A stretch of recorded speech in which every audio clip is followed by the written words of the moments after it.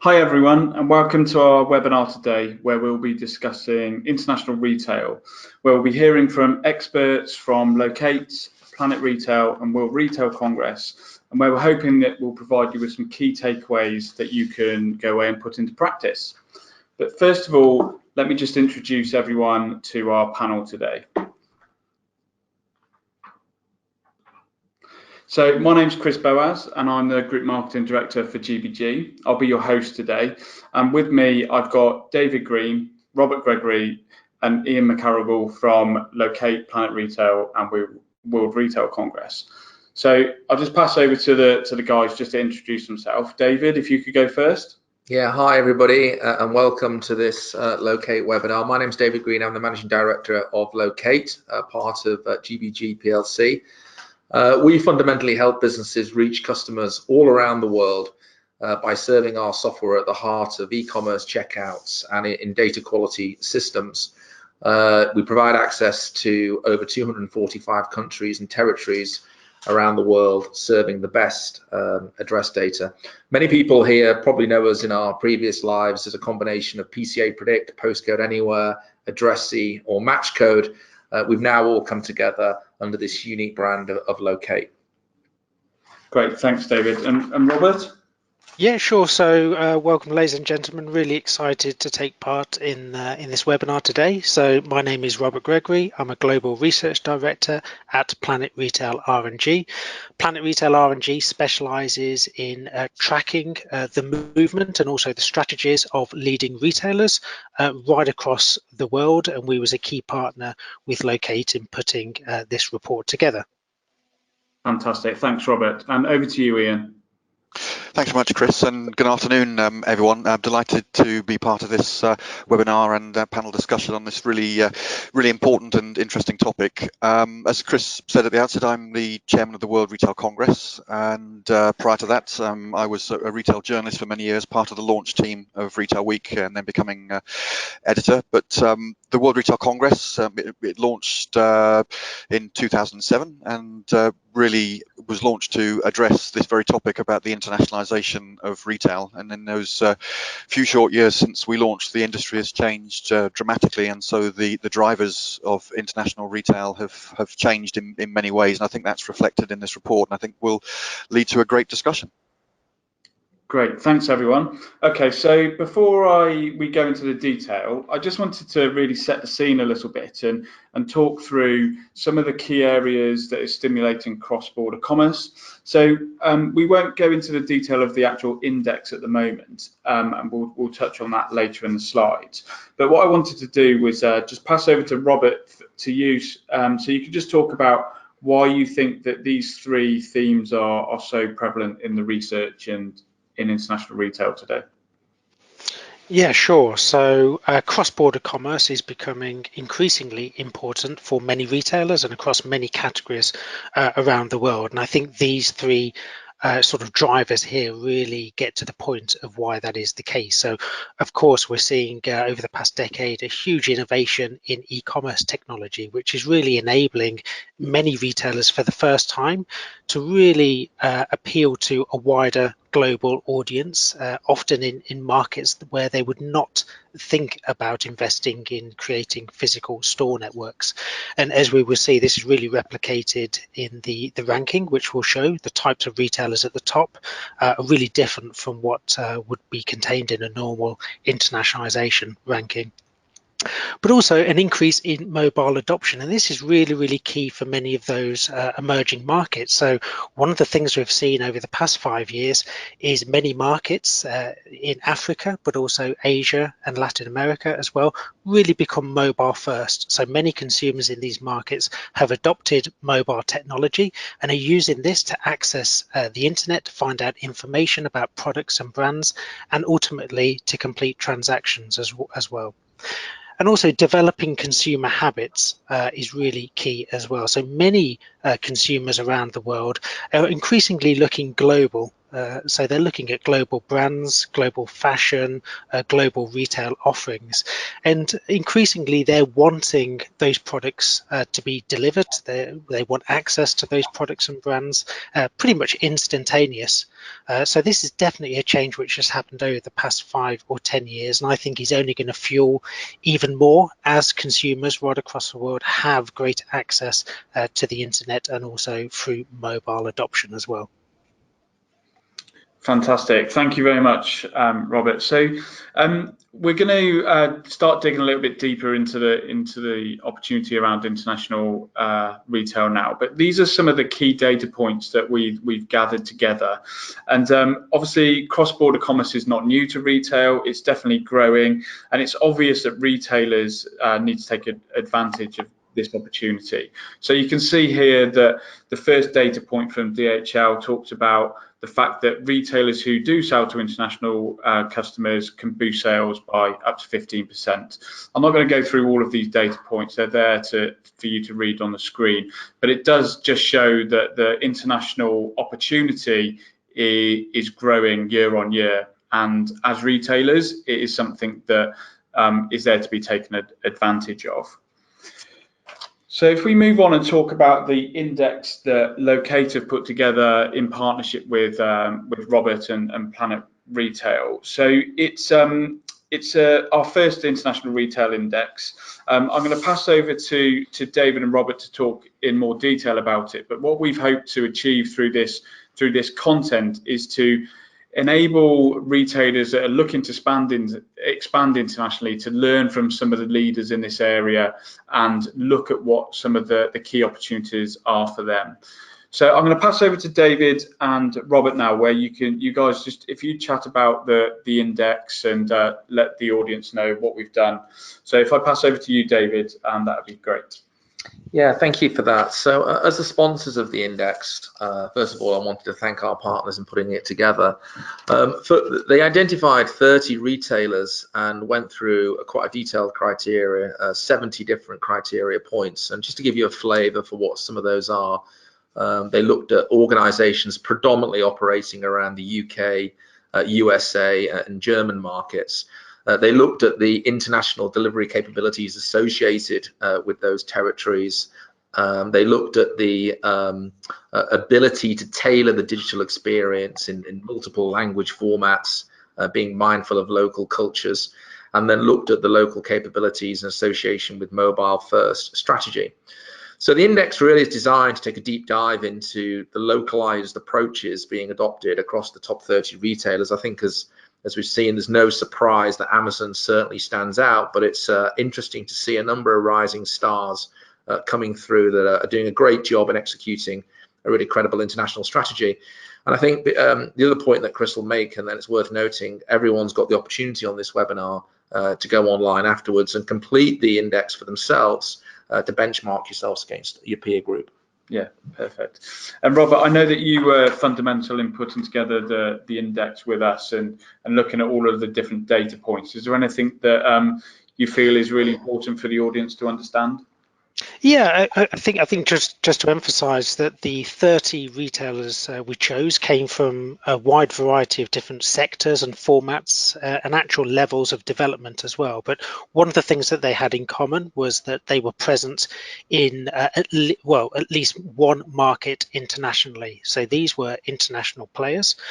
And one of the things that I think is different about this ranking is that traditionally internationalization rankings would look at more sort of historic KPIs. So ones such as the number of markets where the retailer was present, the number of global stores they had, the proportion of sales from non-domestic operations. So of course, all of these are still really important, but I would think over the past 5 years, the rise of online and the influence of digital has really changed the dynamics here. So we really wanted to represent it. So alongside those sort of physical presence metrics, we introduced a range of new ones. So looking at do the retailers offer international shipping?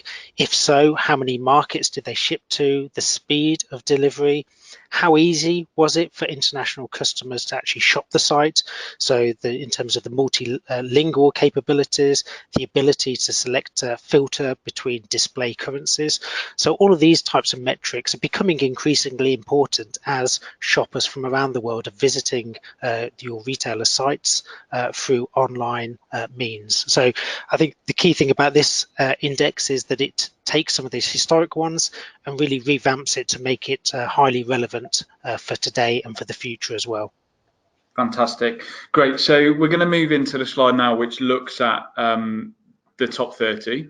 So here you can see the top 30 retailers in order on the ranking that we've put together. So as David said a second ago, it's no surprise that Amazon are on top of the index, and we'll talk about Amazon in a couple of minutes. But it's also great to see so many brands that are challenging the big players and appearing here across the international marketplace, really. But a question for me, really, and I'll go to David on this one first, is out of the index, which of those brands really stand out to you? Okay, so I'm gonna go to ASOS, and that resonates quite well with our household, quite popular. But obviously ASOS at the moment, a lot of press coverage around share price movement and their extended strategy into the USA.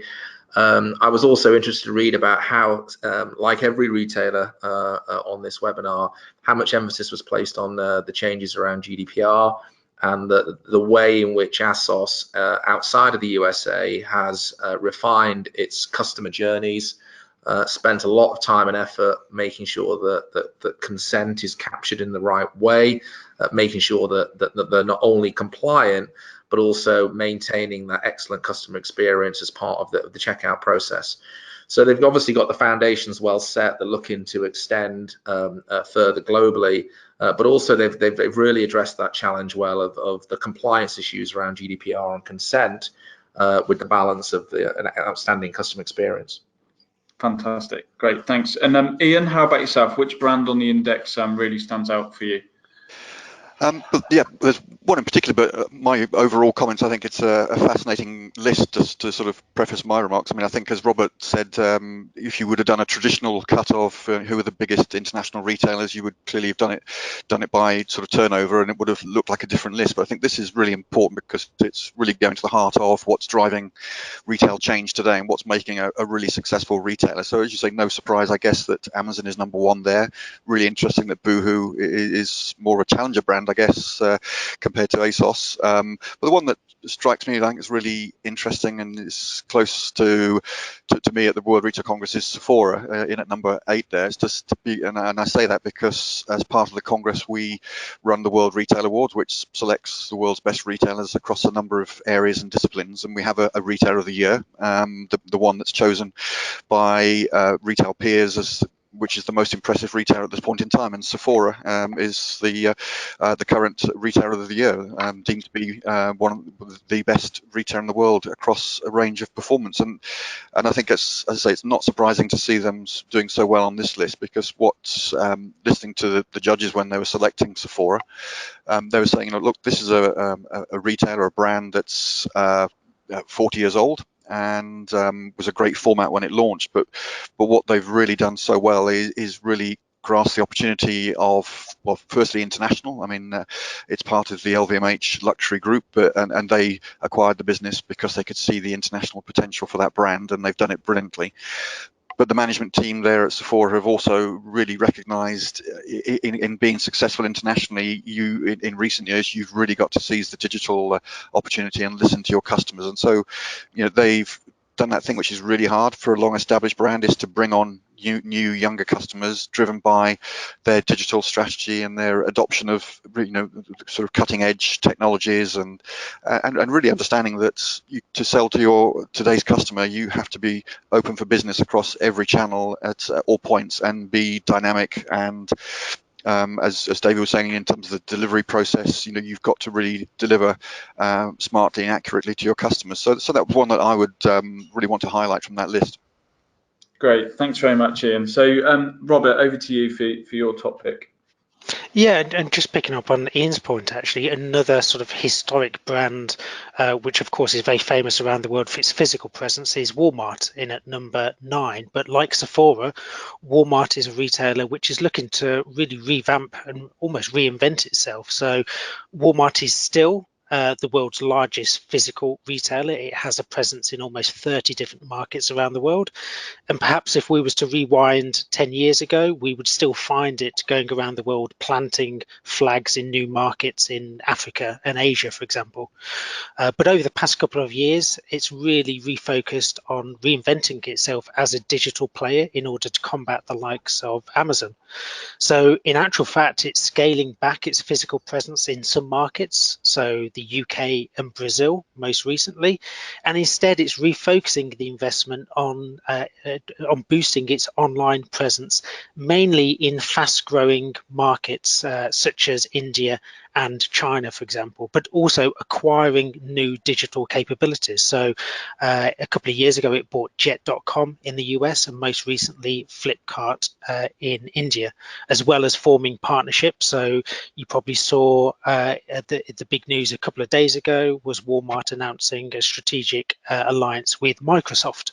So a great example of a historic retailer coming together with a technology-led company in order to share their different capabilities. So for me, number 9, Walmart is a sort of vanguard of an established retailer making the change towards bringing relevancy to its global operations.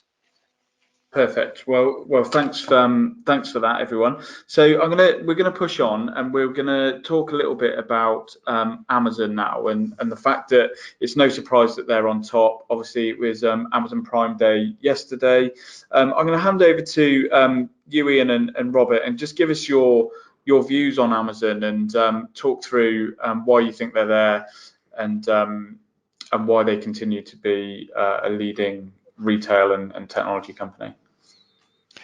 I think I know Robert can talk in more detail on this, but looking generally and talking to international or retailers all over the world as we do at the Congress. I mean, Amazon is that really interesting player. It's in many ways a retailer that other retailers fear, but also increasingly have come to realize it's a retailer that they have to work with and successfully so. But I think what's really impressive is that because it's been around a little while now, is just its constant ability and willingness to lead and pioneer with latest technologies, to really invest in that, to take constant risks, and I think through all of that, it's clearly puts the customer at the very heart. I mean, when you hear from Amazon executives and hear and read Jeff Bezos's comments, it's all about how can we make this easier and more convenient for our customers, and how can we be more efficient in all we do. And I think that's a clear message that all retailers are having to learn and still need to learn. If they see Amazon as a competitor, which clearly in many ways it is, but in this world which Amazon are leading, and that's the clear fact of life that they are leading. It's through that really approach to serving their customers and their willingness to constantly invest and rethink formats. And as we've seen, now moving into bricks and mortar, which is an incredible move. If you'd been told that sort of just 2 years ago that they will even be considering that, it's the archetypal pure play retailer that's now looking to revolutionize brick and mortar. So it's constantly innovating, and that for me I think is why it's such a powerful player and competitor. Yeah, and just picking up on that, Ian. That's okay. No, so just in terms of, I suppose, where Amazon scored highly in the ranking, so what Ian was saying there about putting the customer first was really reflected in Amazon's high score. So it did offer delivery to pretty much every territory around the world, and it enabled shoppers from around the world to come onto pretty much all of its sites and filter between display currency. There was address verification for international orders, very strong scoring in terms of speed of delivery as well, and the ability to track those deliveries. So of course Amazon scored very, very highly with regards to those, and as well it's also of course expanding internationally. So over the past 12 months we've seen it launch dedicated websites in markets such as Australia, for example. So no real surprise that it came out on top, and I think the potential for Amazon to score even higher is there, because as Ian mentioned, as they move more into the bricks and mortar world, this is going to allow for them to offer increasing flexibility to shoppers in terms of everything from the brands they offer, but also in terms of collection points and fulfillment as well. Fantastic. Yeah, from my perspective, the fact that Amazon focuses 100% on what customers want all of the time is why they're there and why they continue to lead. Great, so fantastic roundup. But there's lots of, like we said, mentioned challenger brands on the index as well, which is fantastic to see. So I guess what is it of why are those brands on the index? What makes those brands stand out? I'll pass that over to you, Robert, if that's okay. Yeah, sure. So I think one of the things that all of these brands have in common is that they are digital first. And I think they were set up really understanding the opportunity at a global level as well. So not being constrained by physical stores and the investment and the time that building up physical presences, in numerous markets entails. This freed them up to really view the global opportunity in a new way. So I think that is really at the core of their DNA. I'd say one of the other things as well is that the categories they tend to be focused on. So a great example is that 3 out of the 4 here are mainly involved in fashion. So fashion itself is a category that perhaps is quite attractive for international orders. And the category itself is becoming more global. So consumers increasingly from around the world are exposed to the latest fashion trends and influences pretty much instantly as well. And they really want to go onto these sites and purchase these products from sort of up and coming brands. So I think the fashion category perhaps is a bit more open to international ordering than perhaps some other categories as well. Fantastic. Okay, perfect. Thanks for that. So we'll move on to some of the surprises actually. So through the index, obviously there was a top 30. There were some really big names in there, some growing brands, but there were some surprises. So the fact that Apple was ranking slightly lower than ASOS, and for me, some of the key takeaways is that the brand perception the consumer perception of brands may be slightly different to industry perception, and analyst perception as well. So is there any particular reason why we think some of these surprises have come to light? Ian, is there anything there that is fundamental to you to see? Well, I think with Apple, I think you can't take away from the fact that they remain absolutely a great innovator of product. But I think Robert was mentioning this as well. When you look at ASOS, Boohoo, I mean they're just they've been born and grown as pure play operators, and it's just that ability to keep sort of investing in that business to deliver that great customer service. I mean, I've been talking recently to a lot of retail technology startups, and the name that keeps cropping up in terms of the online retailer that's investing in new startup solutions is ASOS, just to name one. And I think that for me goes to the heart of why they are appearing so strongly on this index. Yeah, and I think just to pick up on that Apple point there, I think it really shows that no one retailer is perfect, and there's always room for improvement, even somebody like Apple.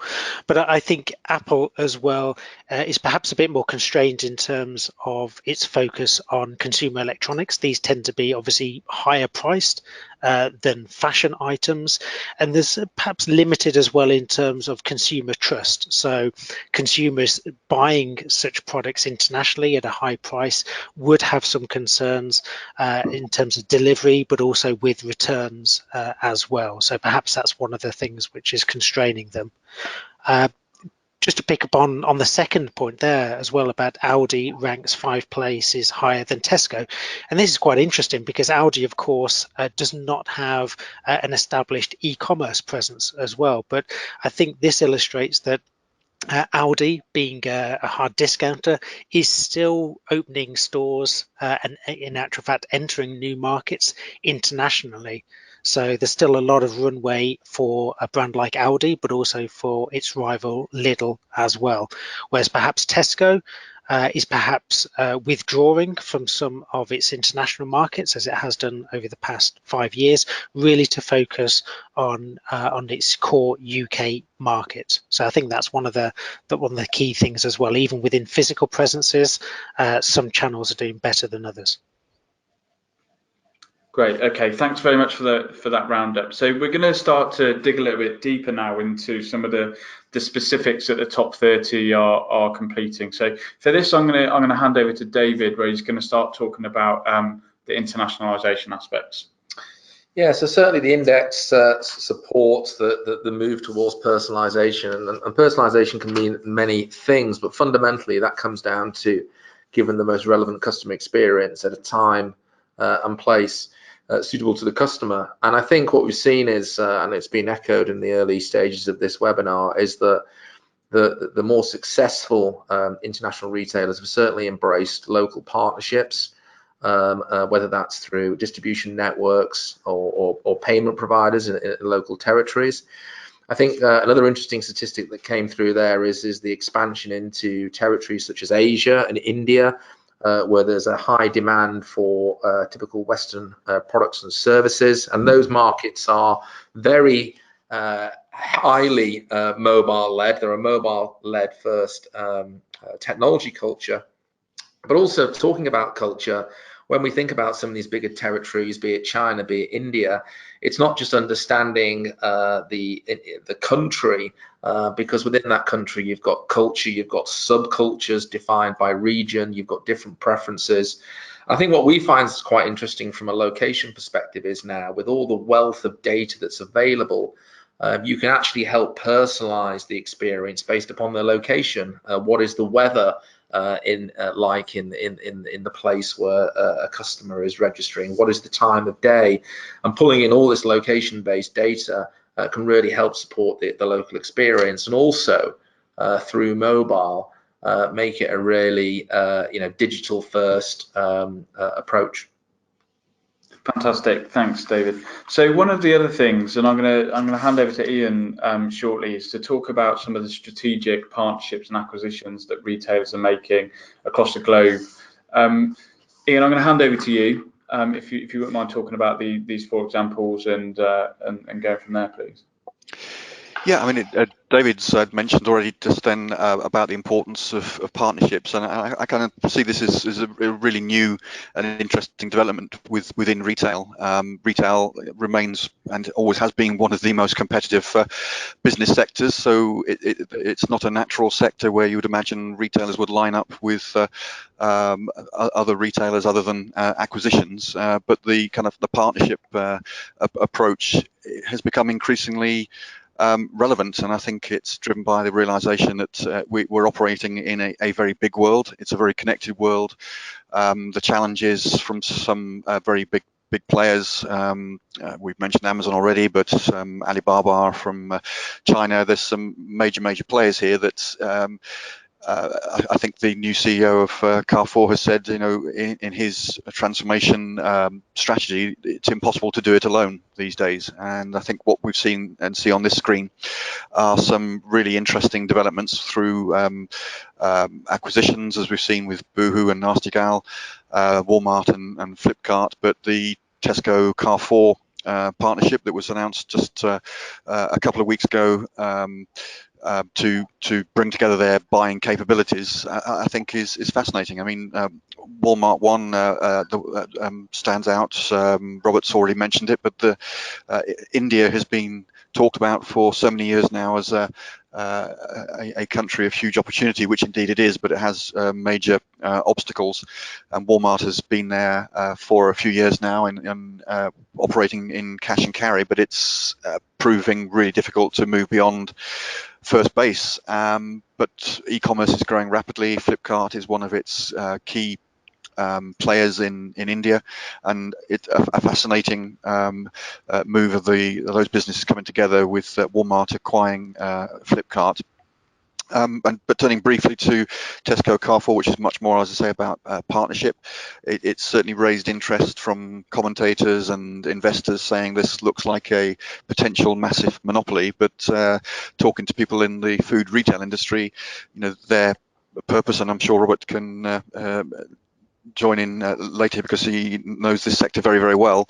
They are talking about their buying opportunities with the major consumer goods businesses of Procter & Gamble, Unilever, who are truly global players compared to Tesco and Carrefour, who really don't have that international reach to the extent of the big consumer goods businesses. So it's born out of necessity to try and drive better margins, better prices for their customers. And as I say, I think we're going to see far more of this going forward. Great, thank you very much, Ian. So one of the next things that is a key theme amongst the index is around convenience and innovation. So I'm going to hand over to Robert to talk about this, but for me this is something that is really prevalent for myself personally in terms of making sure that the retailers offer ultimate convenience and experience when it comes to shopping online. And for me, as a fairly busy lifestyle, it is really important to make sure that it works for me and for my family going forward. So Robert, maybe you could talk through this for us and give your thoughts and opinion. Yeah, sure. So one of the trends which we are seeing is the rise of what we call the on-demand shopper. So increasingly, shoppers' expectations are changing, and they're changing in a variety of different ways. So they're wanting more transparency, a better experience, more personalization, speed, and also convenience as well. So this is of course important in the physical world, but it is also crucial as well in the online world as well. So some of the sort of factors outlined here help to increase convenience and also personalization, and improve the experience for shoppers in that online world. And this is only going to become increasingly important as consumer empowerment rises. Consumers increasingly have a huge amount of power, quite literally in the palm of their hand, through smartphones, and are increasingly looking for online for information, but also the means to make transactions as well. So all of these aspects here will become absolutely crucial in order to remain successful in the future. Great. So then the next thing is the influence of mobile, and you just mentioned that slightly there, Robert. And I think this is something, again, personally appeals to me massively. And I think I'm going to open up to everyone, maybe to you first, Ian, around what you really think is the true importance of mobile. Is it realistic that it's important everywhere, for example? Yes, I think it is, and I think, but it sort of plays differently in different markets. Its scale of adoption, it's how it's used, can be quite different. I think, looking around the world, I mean, you would definitely look at Asia and China in particular as the supreme example almost of where mobile is driving change, and it is being used in a really dynamic way, and JD.com, Alibaba are sort of leading that, but also following the lead of the adoption from consumers. But I think the fact is, in what unifies every market is that the mobile is this most powerful tool in the hands of all of us as consumers to give us that access to information, and from that information it leads us to purchase. And it really is, I think, the thing that's revolutionizing the purchasing decisions, but also the purchasing process, because it's literally sort of one click in the palm of your hand. But not just remotely. I mean, I think looking in the retail example, it's retailers will always say that they're almost waking up to the fact that the mobile is being used in store as well, to be able to sort of interrogate prices and stock availability and price comparisons.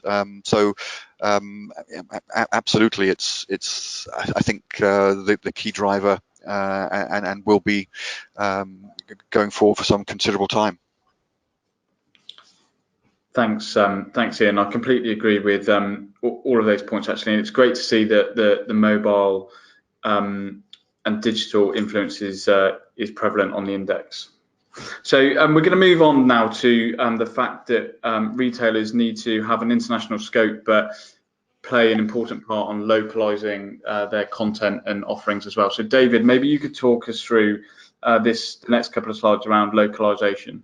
Yeah, great. So obviously the common theme that we're seeing is obviously at the moment next day delivery, and in some cases, hour delivery. And I think that's setting the agenda really for organizations to think about how effective they can be in delivering locally. At Loqate, we conducted some research around about failed deliveries back in 2017, in late November. We spoke to about 300 retailers, and what was very prevalent there is that the consumer held the retailer overwhelmingly accountable for when deliveries didn't arrive. And there's nothing worse than we all buy things online and we expect them to arrive and they're not there. So there's a fundamental issue there. But I think the other interesting thing is, as organizations we're working with are seeking to trade internationally, and the web presence is serving that global community, sometimes what's overlooked is the actual cost of an order and dealing with that order when it comes in from a location that you can't deal with. So actually using location to make sure that you define and put barriers in place to make sure that consumers are very aware to locations you can deliver to is fundamentally important. Great. Thanks, David. And then, so you mentioned delivery there again, and the fact that Loqate recently conducted some failed delivery research as well, and that research also highlighted the fact that being able to optimize delivery routes and make sure that the customer's experience continues even when they leave the website is really important. So, and these are a few points around how retailers can optimize delivery, whether it's innovations within logistics, using mobile devices to continually track and monitor that last mile, essentially, of the customer experience. Some of the highlights from that failed delivery report was the fact that the consumer has a contract with the retailer, and they voice any concerns or issues, and sometimes positive outcomes as well across social media. So the overall brand experience can be heavily influenced by the delivery element of the relationship as well. So we're going to just move on to talk about international address data, actually, and look at the real importance of that within the marketplace. Again, David, I'm going to ask you to talk about this. Some of these points we've actually just covered in the failed delivery comments, but maybe you could just expand on that for us. Yeah, so it's one of the, I mean, obviously the reason why we work with over 15,000 customers globally, and when you get to that checkout process, being able to accurately identify your location is fundamentally key. And in partnering with United States Postal Service, Royal Mail, Singapore Post, Australia Post, and another over 240 providers of global data sources, it's a real challenge. There's 130 different address formats around the world that have to be adhered to ensure that delivery organizations can actually get your product or service to the customer. And then adding to that, we often find that when people are entering their delivery information, their address information, they enter what they consider as a minimal information, enough to what they believe can get a delivery. And when that's done through a mobile phone, we find that customers seem to enter even less. So we're working hard to try and improve that. Add into it spelling mistakes and other challenges, then failed deliveries not only cost clients, but delivering that poor customer experience at the end of the checkout, as you say, Chris, leads to resentment around the brand, and also downstream operational problems when that data is used again for future deliveries or perhaps marketing campaigns. So there's not only a reputational cost there, but a huge downstream issue. Fantastic, thanks, David. So we're getting close to the end actually now of the webinar, and we've spoken about a lot of reasons why people are in the index and what retailers can do to bolster their international expansion. So these are some of the key takeaways that hopefully the listeners would have taken. But maybe I'll just open up to everyone again, maybe starting with you, Robert, to just think about some of the points that are on the screen and a key summary really of why retailers need to take international expansion seriously. Yeah, so I think increasingly in a world where opportunities might be saturated in the more developed markets, then internationalization represents a great opportunity for growth, especially in markets where historically a brand or retailer has not had a presence. So, for example, in emerging markets. So all of these takeaways here, I think, are absolutely crucial in order to maximize that opportunity. So the ability to innovate and really, as we saw in the examples of those challenger brands, to come in a relatively short period of time, provide an appeal to a global audience that perhaps historically would have taken many years and a huge amount of investment to achieve. But as you were saying, I think it's absolutely crucial as retailers and brands do go global. They also think about how they can appeal to local consumers as well. So how can they tailor their proposition and also their online services to really appeal to international shoppers? So that could be through some of the tools that we've already talked about in terms of the ability to change language or display currency, but also beyond that in terms of how can you localize distribution, for example, and also form partnerships as well. So I think these key takeaways here are really a great top level summary of the things that those leading retailers in the ranking are doing, but as we talked about, could do even better in the future as well if they want to rise further up the ranking. Fantastic. Okay, I'm just conscious of time actually, and the fact that we've got a couple of questions come in as well. So obviously the key takeaways are on the screen. We're going to be sending out the webinar detail afterwards. So I'm just gonna press on and actually look at the next slide, which I feel would be amiss of us if we didn't really talk quickly about the future of retail. Now there's 3 points on there, and I'm just going to ask the guys to run through those, and maybe starting with you, David, around mobile and digital influence. If you could just talk to us briefly on that, that'd be great. So we've heard about the importance of digital first. That's one of the key findings. I think anyone starting out on their journey, internationalizing their business, that's a key fundamental to get right. We're seeing that as a key growth area in Asia, certainly in some of these emerging territories where mobile is first. I think that provides a wealth of opportunity. You could be in a shop taking a photo on your phone of a product, running it by a comparison site to get the best offer. We hear about that.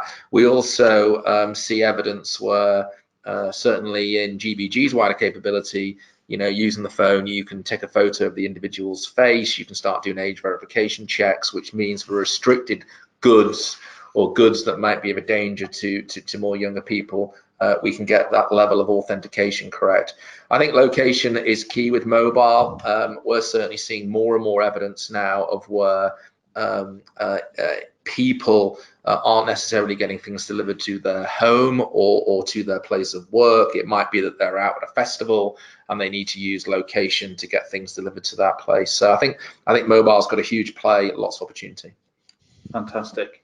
And Robert, when we were talking building out the index, you're talking about the changes in consumer on-demand shopping, etc. Maybe you could just touch on that in terms of what's going to be next.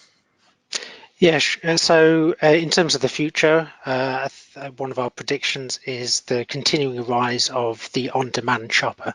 So this is a shopper who has greater transparency and visibility, and in actual fact, greater power with retailers and also brands as well. And one of the things that they're sure to want in the future is faster and faster fulfillment and engagement as well. So we're already seeing some of the best retailers on the ranking, in the case of Amazon, for example, moving towards same day or even 1 or 2 hour delivery. I think this is going to be pretty much standard for many retailers in the future. And in actual fact, as this sort of race for speed continues to accelerate, one of the challenges and opportunities for many retailers is to get the product safely and securely to consumers at an ever greater speed. So I think that's one of the key things that we'll be looking for in the next 5 years. Fantastic, thanks. And then Ian, we've spoken about the power of data and the fact that data is going to be fundamental to retailers' success in the future. So if you could chat through that, please. Yeah, sure. You're absolutely right, and I see it actually as the thing that links the previous 2 points that David and Robert have just mentioned. I mean, retail has never been short of information and data about its customers, about the business, but I think we're seeing now a sort of data revolution in terms of the sheer volume and sophistication of data that's now available to retailers. And I think the key thing is the retail industry waking up to the potential of that and how they access it, how they analyze it, because it's now a real new area of skill. And I think in talking to retailers all over the world, there's a real emphasis now on recruiting people into the business that can really help drive that by, well, quite simply the analysis of that data, but also how do you harness it, how do you use it, and artificial intelligence increasingly. It's something we were seeing in the last 12 months, really, more and more retailers adopting it, using it, so that the business can learn, interpret the data and learn from the data. And then to that earlier point about Amazon, and that's the key lesson here is, how do you use that data? Yes, of course, to the benefit of the business, but more importantly, it should be about how can you deliver a better service through understanding your customers better. So it's really by putting the customer first in terms of how do you analyze the information that you have at your hands. And the point there about experiential retail, which is a buzz phrase in retail, but it's very true. It's about how do you use data to strip away the things you don't need to do, but can focus on delivering a better service, and in terms of physical, but also online, but principally the physical retail space. How can you create something that's absolutely in tune with what your customers want and can bring them back to your store, to your brand, time and time again? Fantastic. Thanks, everyone. So we've come to the end of the webinar now, actually, but we have had a couple of questions come in that I did want to give the panel an opportunity to answer. So the first one was around Sports Direct, actually, and why we think they rank so highly within the index. So Robert, I'm going to pass over to you as obviously the creator of the index itself. If you could answer that question, that would be fantastic.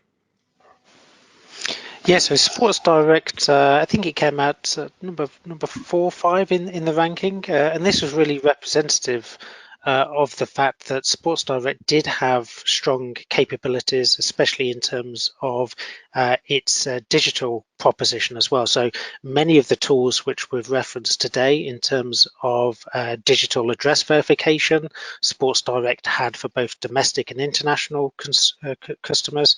It also offered international customers the ability to toggle between currency on the site as well.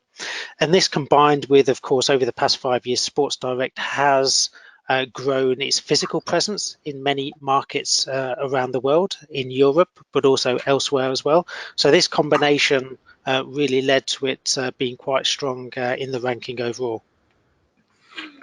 Fantastic, and I hope that answered the question that came in as well. And then the other question, actually, which I think is quite interesting. So it basically asks, who do you think we'll see on next year's ranking?